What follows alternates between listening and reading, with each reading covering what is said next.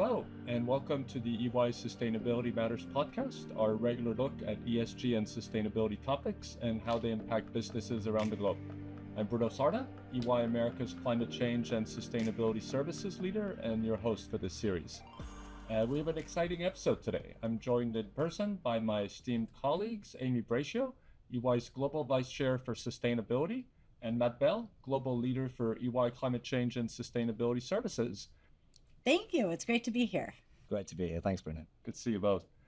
So today we'll reflect on the significant developments in the sustainability landscape over the past year, discussing major climate events that have caught our attention and how these shifts are influencing global climate action. We'll discuss the key trends emerging from the conversations and events happening all week and how they might shape up the lead up to COP29. With a year since the global stocktake at COP28, we'll evaluate progress, challenges that lie ahead, and what we can expect from the upcoming conference. Plus, we'll touch on maybe how political shifts around the world could impact climate policies and the implications for businesses navigating this evolving landscape. So we've got a lot to discuss. So thank you both again for joining me, and let's get started. So it's been quite a year since we last spoke at this last Climate Week, and we've seen quite a few significant developments in the sustainability landscape. Maybe if I can start with you, Amy, can you speak to what you think have been some of the most significant climate events since then? Yeah, so I do think it's important to remember why we're here and talking about this, right? So when you reflect back on the last year, we've seen extreme and record temperatures around the world. We've seen extreme weather, we've seen flooding, we've seen wildfires that of course impact air quality. We've seen challenges with the coral reefs, and I could keep going on. But it's just a stark recognition as to why we need to focus on sustainability as we do. And in some of the responses we're seeing, we see regulatory requirements coming on board and our clients getting ready to make sure that they have high quality data that can be reported in a way that drives transparency. And we see faster adoption of renewable energy than I think anyone had anticipated. Now, not that there aren't challenges and we don't have to move faster, but it has been exciting to see that pace. For sure.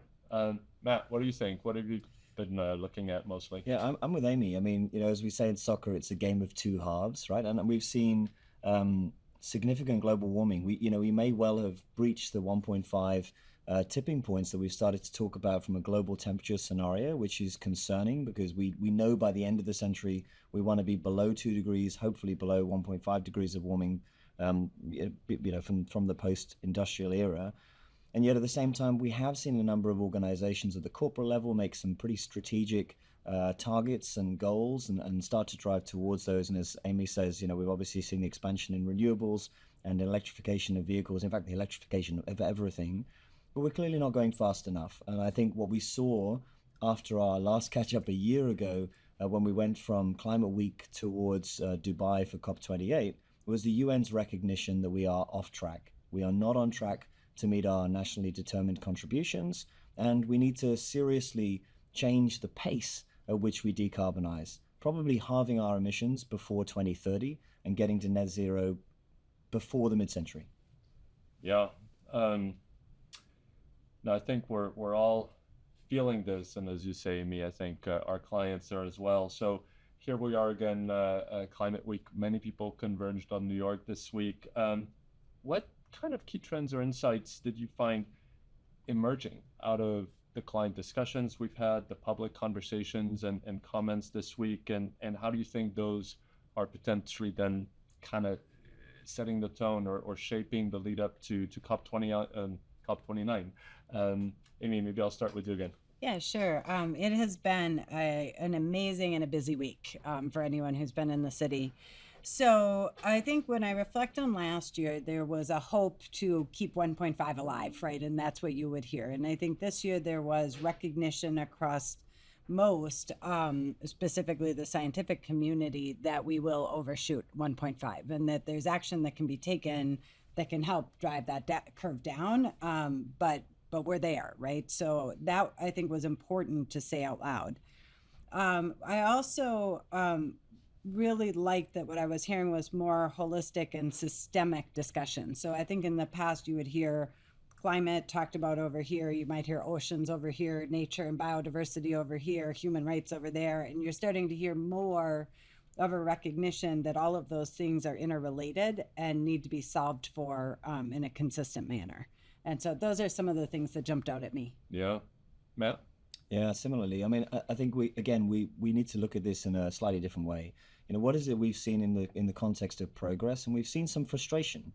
Organizations in many respects dialing back their targets as they recognize, one, that they don't have the data available to be able to understand how they can decarbonize their own operations, or two, an acceptance of the complexity of being able to do that. But three, what we're seeing is this disconnect between organizational design and desire and the policy environment that gives them the long-term certainty to achieve it. So we've got a period of time that we're coming towards now, particularly heading up towards COP29 into COP30, where negotiators at a country level are going to be setting the stage for the decarbonization we'll need at a national level.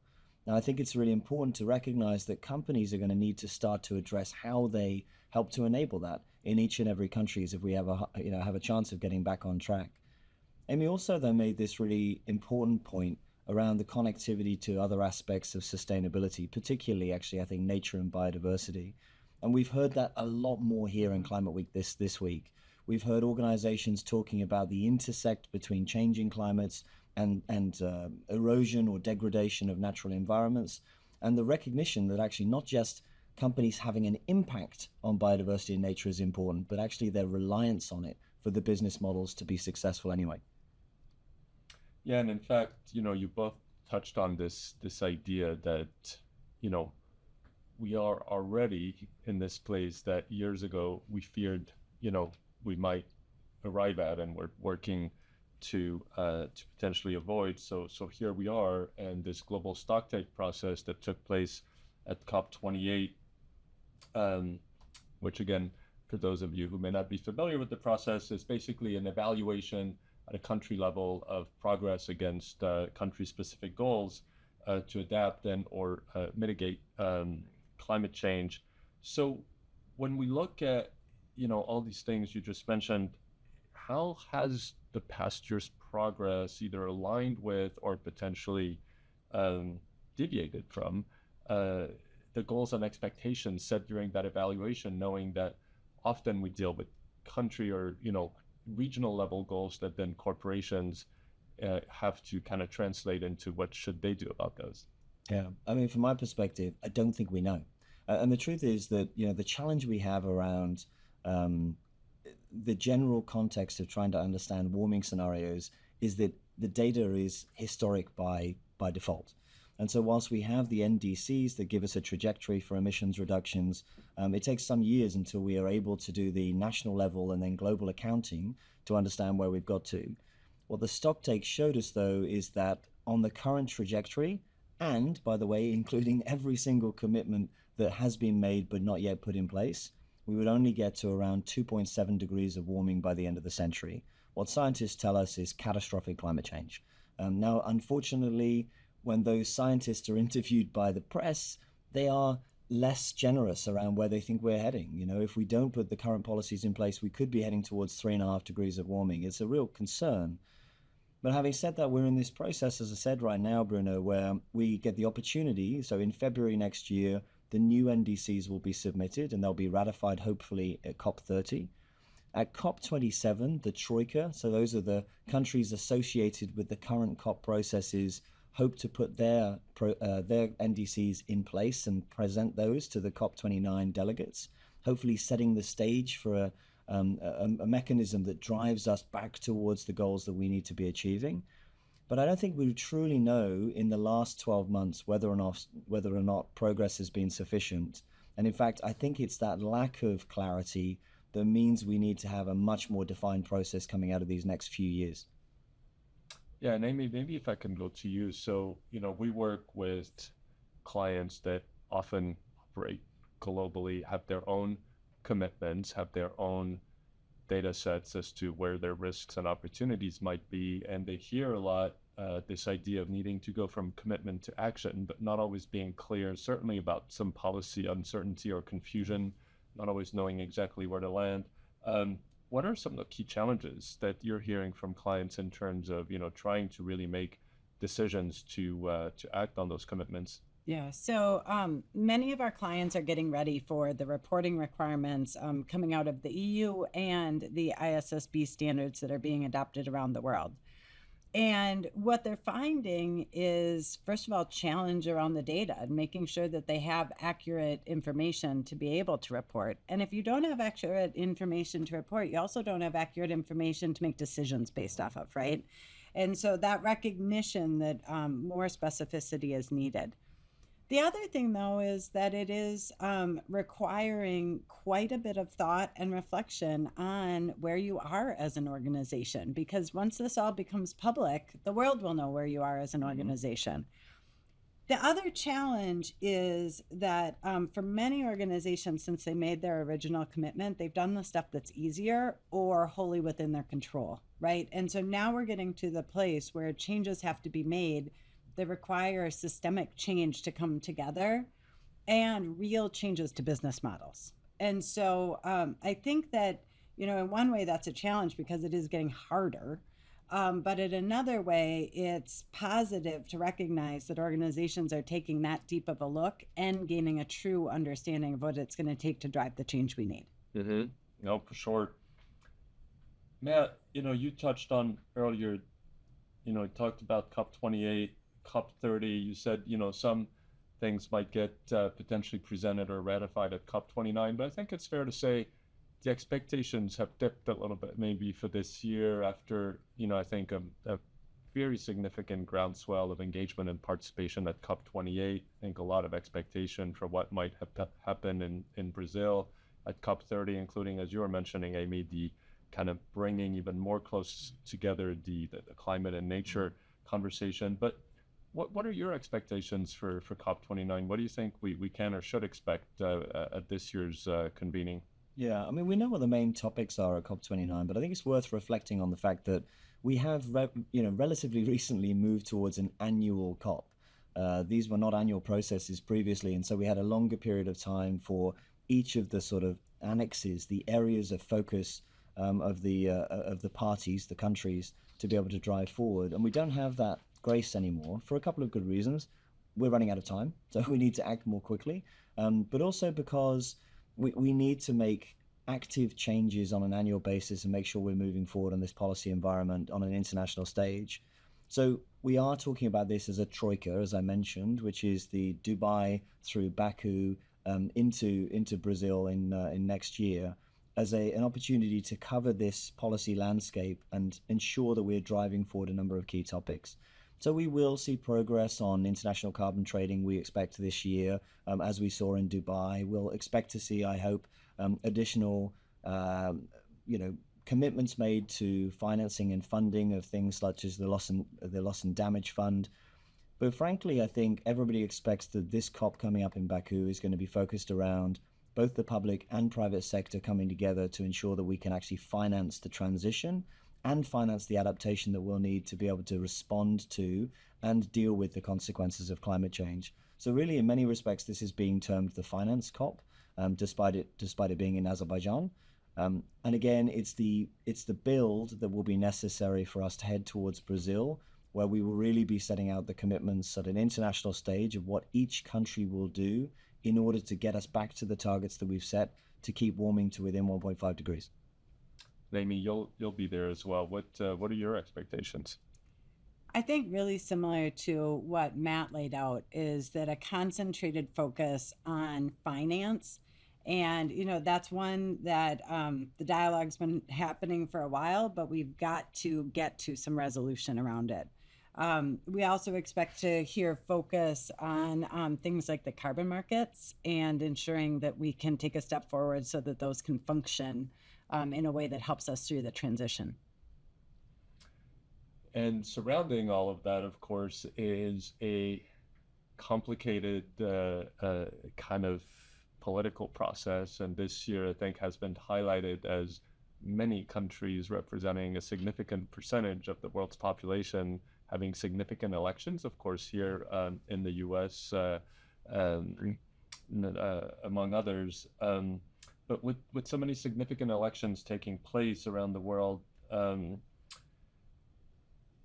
that could potentially lead to shifts in climate policies. We've certainly seen that in it going both ways, depending on change in administrations. How do we anticipate these political developments, and how do we think they might impact these global climate change efforts, and specifically then what implications would that have for our clients? Maybe Amy, start with you. Yeah, certainly. And as those listening can tell, I have an American accent. And so live in the US and watching the election closely, of course. I think that one of the things that we recognize is that you certainly have a different platform on climate change depending on who wins the election. But when I talk to a number of our clients and business leaders, they reflect on the fact that this focus on sustainability really is around driving resiliency into their business for years and years to come. And they have stakeholders from their employees to their customers to their investors that expect them to run their business in that way. And so while we would certainly see some policy differences, I think with respect to the traction, particularly in the private sector, we're going to continue to see a focus on what most business leaders deem as good business. Sure. Matt, what do you think? I'm either naive or hopelessly optimistic. I'm not sure which. But the truth is, I mean, I think we've had a lot of fear mongering in the context of almost every election we've had over the last 12 months. You're right, we've got 2 billion people going to the polls. But the truth is, in all of those circumstances, the change in government or the expected changes in government that we're seeing is not leading to a lack of engagement in the context of climate change or nature, or in fact, any of the topics that we deal with in our business, but the opposite. Kind of the need for a collective effort, the need of sharing that burden, the need of being more proactive. I mean, the other comment I would make, though, is no country is an island anymore. I think one thing we saw coming out of COVID and going through our processes last year is that we are so fundamentally dependent on other countries now for our international and global supply chains in a reasonably profound way. And what that's driving is a couple of policy changes that are either badged as being climate driven or in terms of national interest driven, but they're actually seeing the significant development of the electrified marketplace of green technologies and renewable energy. I mean, here in the US, we have probably over $1 trillion worth of investable capital being put through the IRA, the Inflation Reduction Act, driven to just these sorts of technologies. And the data is showing the majority of that is actually going to states that you would imagine might not be quite so ESG friendly.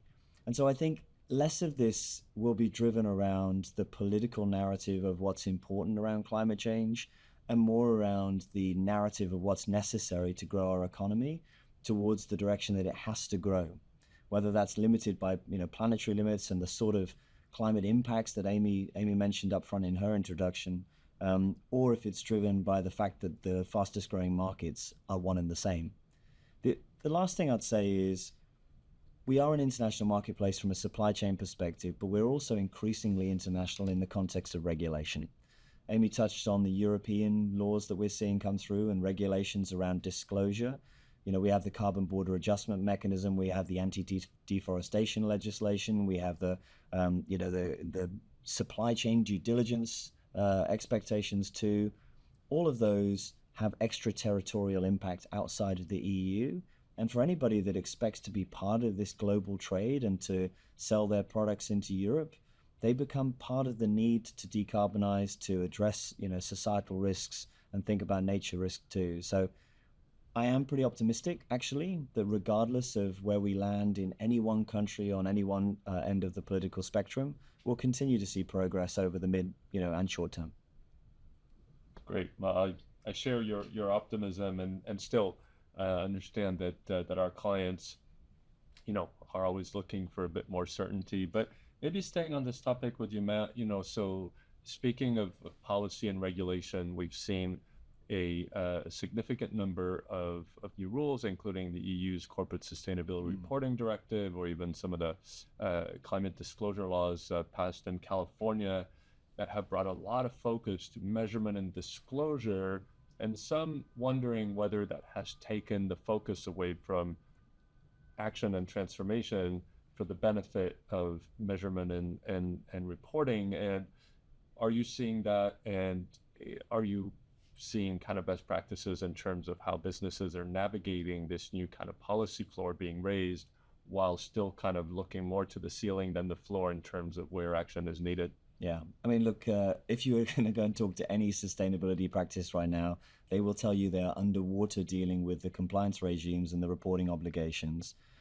But actually, I think it's a little bit of a misdirect for us to say that that is drawing people away from taking action. I think it's an integral part of understanding what actions need to be taken.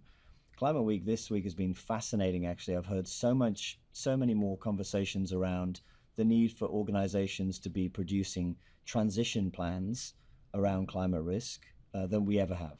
They're not just producing a TCFD or aligning with the Californian expectations on disclosure or meeting the obligations under the CSRD in Europe, but actually thinking through how organizations realistically need to holistically report on how climate change is going to impact their business, their industry sector, create opportunities for them, create risks, and the scenarios around those so that they can demonstrate how they're going to change over time.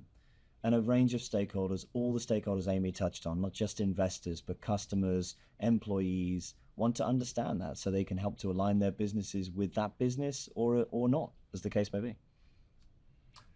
So, as I think we bring our conversation to a close, and you just kind of brought us back to Climate Week and this very kind of exhilarating week we've been living through.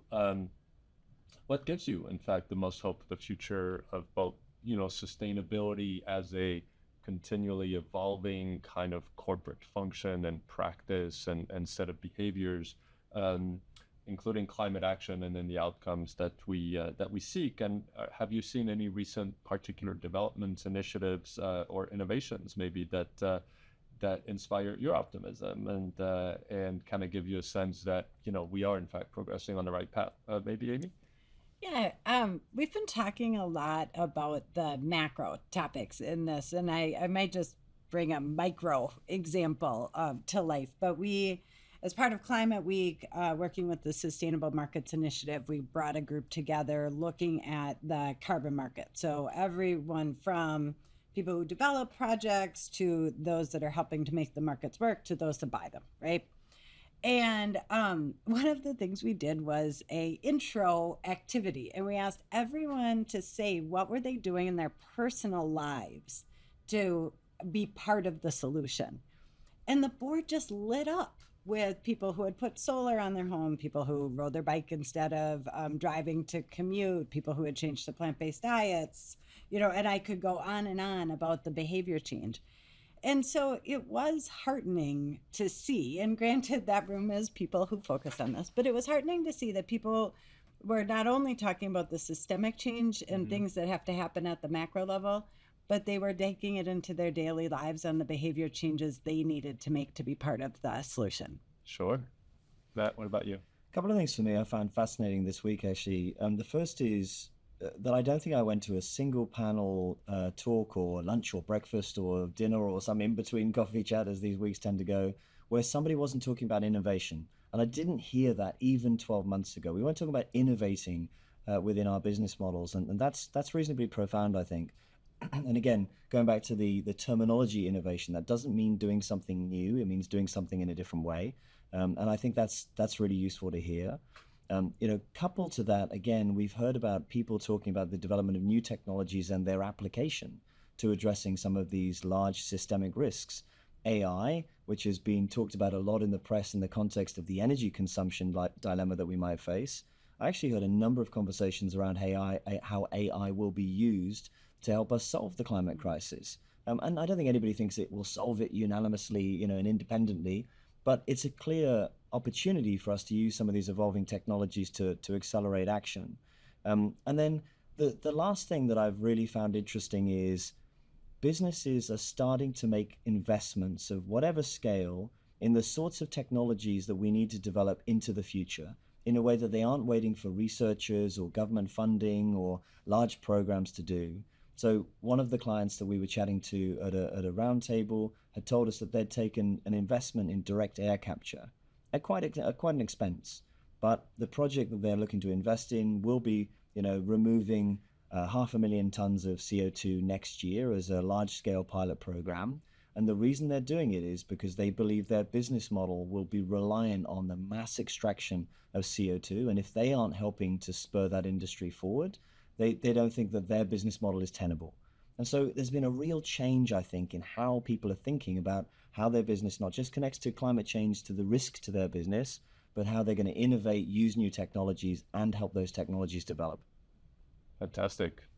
Well, Matt and Amy, thank you both for joining us again for this fruitful and I think inspiring and insightful discussion on both the significance of the upcoming COP29 in the week we just lived through. So I'm looking forward to what the outcomes will be and how they'll hopefully address the required urgency for both robust action on climate change from governments and corporations.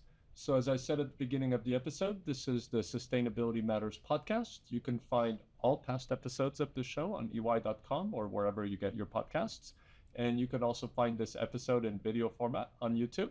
Thanks for listening. If you enjoyed this episode of Sustainability Matters, we'd love for you to subscribe. Ratings, reviews, and comments are also very welcome. Please also visit ey.com, where you'll also find a wide range of related and interesting articles and reports that will help put these bigger topics in the context of your business priorities. I look forward to welcoming you on the next episode of Sustainability Matters. My name is Bruno Sarda. You can find me on LinkedIn and feel free to connect with me there. Thanks so much for listening. And Amy and Matt, thank you so much. Thanks for having us.